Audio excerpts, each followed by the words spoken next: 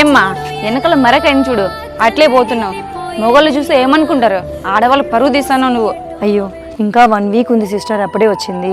రోజు చున్నీ వేసుకొని వస్తా అంటే ఈ రోజే వేసుకురాలేదు. ప్లీజ్ మీ చున్నీ కొద్దిగా ఇస్తారా, ఏమనుకోద్దండి. ఏంది నా చున్నీ ఇవ్వాలా? బాగా చెప్పినావమ్మా. నీకు ఒకటి తెలుసా, పీరియడ్ వచ్చిన వాళ్ళకి నేను ముట్టను కూడా ముట్టను తెలుసా? ఇంకా నువ్వు నడిచిన దారిలో నేను నడిచినా కదా, ఇంకా వెళ్ళి స్నానం చేయాలి ఇంటికి పోయి. అయ్యో ఎవరు ఆడమనిషి ఇబ్బంది పడుతున్నట్టుంది. అయ్యో ఏమైందమ్మా అంత ఇబ్బంది పడుతున్నావు?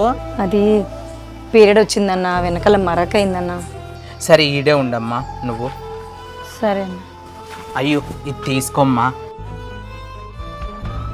మా ఇంట్లో ఎవరు ఆడవాళ్ళు లేరమ్మా, మేము బ్యాచిలర్స్.